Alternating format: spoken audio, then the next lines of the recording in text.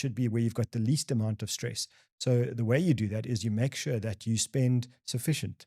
So you spend, if your goal is, I want to draw 4 or 5% from my capital every year, that's what you should do. And then you shouldn't draw it and then save it.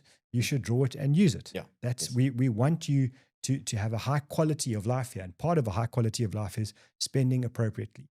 And it's always interesting that the people that have done a great job at accumulating capital over their lifetimes, they're often pretty lousy at spending money. Mhm. And you just have to ask their spouse or their children, and they'll tell you that.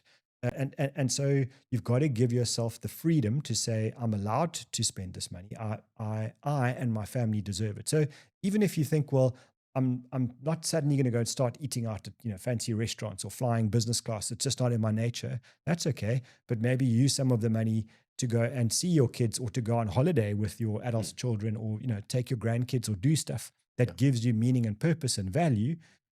But it's a really bad outcome if you end up dying at age 95 with an enormous amount of wealth, but you've had a really poor retirement life.